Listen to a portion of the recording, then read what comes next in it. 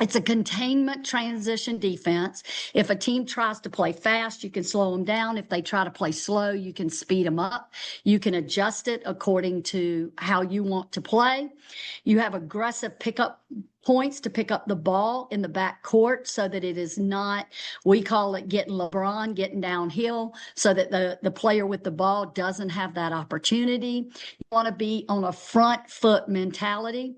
It improves your offensive rebound. It improves your offensive and defensive transition, and it builds trust with your team to give you that competitive advantage. So what are some of the benefits of tagging up? I've already stated a few of these. It's an assertive style of defense.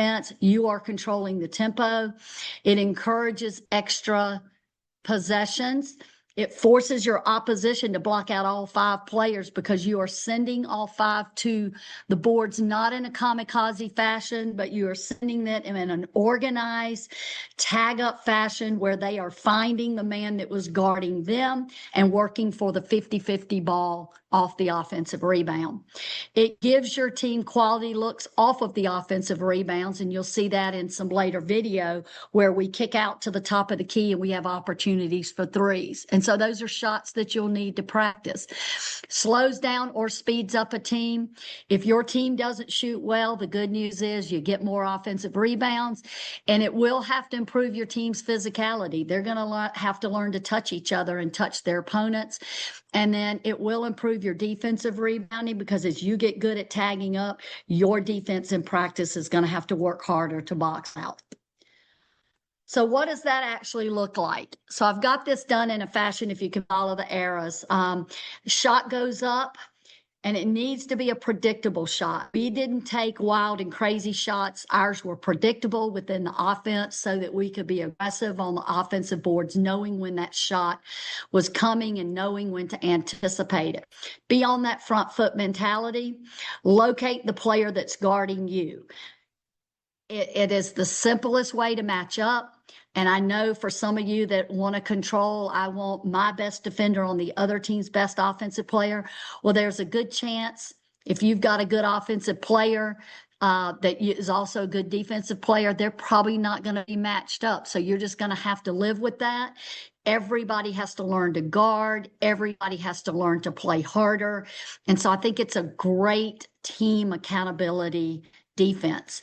You're going to get to what's called the high side. And what that means is you want to be closer to the basket than your opponent. So if I'm on the line when the shot goes up, I'm going to move more towards the middle of the lane and find my defender there so that I'm pinning my defender on the baseline, which means when we turn to sprint, I've got the basket at the other end ahead of them.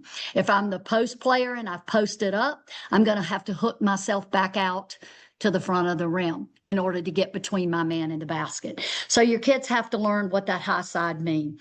The object is if you can get them close to the basket and you can scrum them under the basket by just using your lower body and getting on that high shoulder and scrumming them underneath, and you create more offensive rebounds, and the only ones they're getting are the ones that are going through the basket. The goal is to compete for a 50-50 rebound. You're going to want to have kids that say, but coach, I can go get that ball. And I always tell my players, if you think you can get it, you better get it. If not, you're coming out, because you're putting us at risk. So you got to know you can get that rebound, and you got to fight to get it. If you've got to get in front of your defensive player to get that rebound, then you're putting our team at risk, and that's just not a good enough reason. And then once the ball is rebounded, every player will release their contact and get to their designated position. And I'll teach you what that is next. So let's watch a little video on this. Okay, so you can see the young lady beats her man to the basket, and she's going to score. And you can see our young lady out in the corner is running to get on the high side of her man. She's going to run to get in the basket on the high side of hers. This girl's going to be on the high side. She should be on the high side. And then she's going to have to hook her way back out quickly to find her man. Okay? So that all happens. Everybody's got the man, and then we've got immediate pressure on the ball here. We're making this girl go back to the ball, and now we've got a man in the middle of the floor that's plugging. So you can see how the immediate pressure and immediate stoppage right away. Okay, so now it would be matched up, ready to play, and again, nowhere for the other team to fast break. So this is a great defense, especially for somebody that tries to fast off of a make. This makes it almost impossible to happen. So again, you can see we've got pressure on the ball. We've got pressure on this pass. We've got pressure on that pass.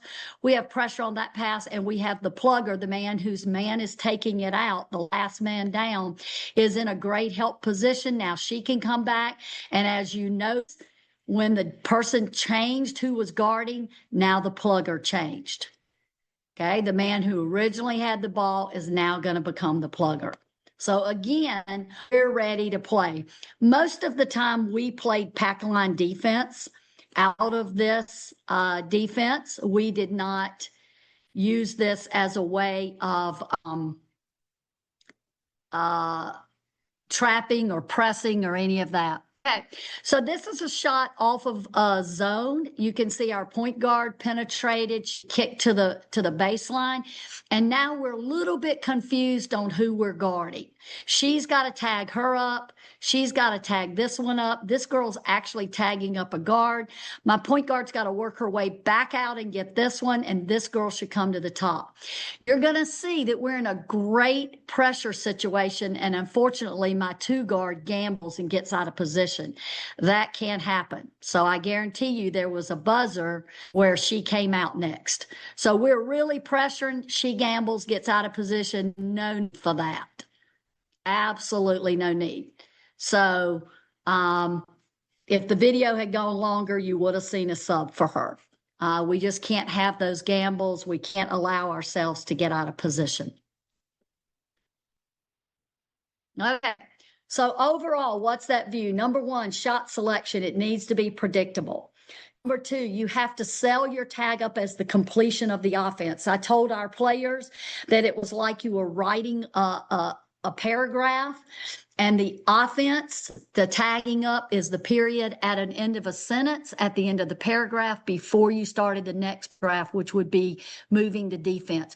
We don't want to give up the offensive rebound just because we took a shot. We want to play that out and give ourselves a chance to get that offensive rebound. And then you have to build habits on the forward movement, and you have to make sure your players understand their tag up is the person who is guarding them. All right. What are the positions called? There's a ball pickup player, so a ball pressure man. There's a plugger that plays the middle floor as the helper. There is a sideline kick ahead on the ball side. We want to deny that. There is a deep weak side help, and then there's a deep safety. And so once there's a change of possession, defense has claimed that ball, and you separate yourself off the contact, everybody has to sprint back below the level of the ball, flood the middle towards the ball, and use traditional man principles. All right, so I've got a little diagram here so you can see. So here we've got number one's got the ball and they're dribbling up the court, and my X1 should be guarding the player and cutting off the sidelines. If you look up that same sideline, we have X3 ahead of their man, stopping the ball from being pitched ahead. If you look on up the floor, we have X4 as our deep safety, who's not allowing a rim runner to catch a ball. X2 is deep weak side help, but they should be up close enough to the line of the ball that if they try to make that long pass from 1 to 2, they've got a chance to pick that off or at least be there on the catch.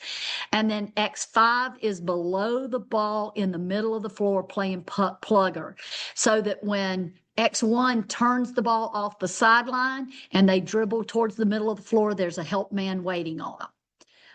And that's a huge principle that you've got to live by. You can see in the next diagram, as 1 passes the ball to 5, 5 is going to sprint to now pressure their man with the ball, not giving up the sideline. X1 is going to sprint to become the plugger. X2 will sprint to deny the pass up the floor to their man. X3 is going to sprint to the middle to be the deep weak side help. And then 4 just transitions to the ball side as the safety. So I hope that